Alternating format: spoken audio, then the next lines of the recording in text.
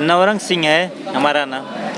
और आज आप नई दिल्ली के जंतर मंतर बैठे हैं, क्या ऐसा कारण रहा कि आपको नई दिल्ली के जंतर मंतर आना पड़ा इतनी दूर से? उत्तर प्रदेश कितने किलोमीटर दूरी तय करके आप नई दिल्ली के जंतर मंतर आए? जी, सबसे पहले अपना पता दे दें कि हम उत्तर प्रदेश में कुशीनगर ज़िले में अहिरौली थाने में जगदीशपुर से हैं। और अनशन की वजह यह है कि जुलाई 2019 में पुलिस वाले हमको मार के गाजा में फंसाए थे और हमारे पीछे 2 दिन बाद अगल बगल के सब लोग चक्का जाम किए थे, तो उसमें भी 150 लोग फंस गए और 10 लोग और जेल में चले गए, जिसमें हमारी पत्नी जी भी जेल में चली गई। और उसी बात को लेकर जेल में भी अनशन किए थे 15 दिन तक, और निकलने के बाद फिर लखनऊ में अनशन किए, जगदीशपुर में भी अनशन किए और अभी 1 अगस्त को पड़ौना के डीएम कार्यालय के सामने भी अनशन किए। वह इसीलिए लेकर कि अभी तक जो हमारे साथ घटना घटी है उसकी जांच तीसरे ज़िले के सीओ कर रहे हैं। कसिया के सीओ कर चुके हैं, महाराजगंज के सीओ कर चुके हैं और इस समय देवरिया के सलेमपुर के सीओ जांच कर रहे हैं। और ये सीओ भी करीब 1.5 साल हो गया, अभी तक केवल जांच ही चल रहा है, लेकिन अभी तक कोई रिपोर्ट नहीं मिला, हमको न्याय नहीं मिला। इसलिए हमें लड़ाई लड़ते चले आ रहे हैं और एक विश्वास है कि हमको एक दिन न्याय मिलेगा। दिल्ली का जंतर मंतर पे आप लोग आए, किससे उम्मीद कर रहे हैं? जी, हमें एक उम्मीद जनता और सरकार पर है, क्योंकि सरकार पे या केंद्र सरकार पे या राज्य सरकार पे? जब राज्य सरकार ने आपकी नहीं सुनी तो केंद्र सरकार सुनेगी?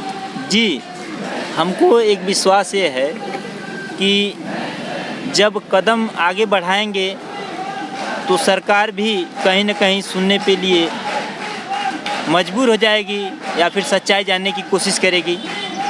क्योंकि क्या कार्य करते हो? जी, हम एक आर्ट पेंटर हैं, हमारी भी दुकान थी, अच्छा खासा जी रहे थे, खा रहे थे, लेकिन जब हमारे साथ ये सब कुछ हुआ और हमारे पीछे जब इतने लोगों के साथ ये सब कुछ हो गया, तभी से हमें लड़ाई लड़ते चले आ रहे हैं और अपना सारा काम धंधा छोड़ दिए हैं इसी के पीछे। नाम चंद्रकला है।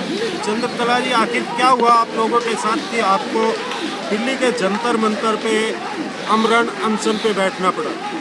हमारे साथ पुलिस ने बहुत गलत किया। किस मुद्दे को लेके किया? आखिर क्या हुआ आप लोगों के साथ कि पुलिस ने मेरे पति को 14 अगस्त 2019 को ले जाकर और 15 अगस्त 2019 को मारकर गाजे में फंसाकर देवरिया जेल डाल दिया गया। किस उसमें उठाया था?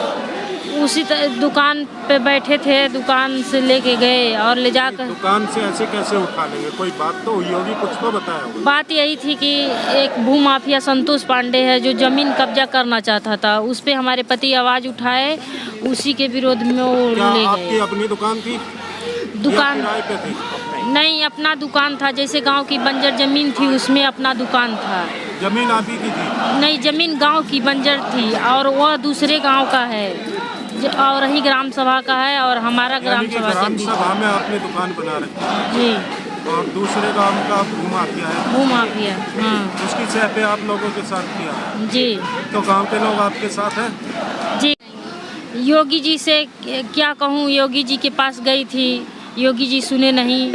हम चाहती हूँ कि योगी जी इस बात का जांच करवाएं और हमको न्याय दिलाएं। यहाँ पे यूपी सरकार से न्याय मांगने हैं या केंद्र सरकार से? हमें जो न्याय दे दे, हम न्याय मांगने तो हैं। किसी को ज्ञापन दिया यहाँ या? ज्ञापन तो पहले दे के बैठे हैं। किसको दिया? सबको दिया है।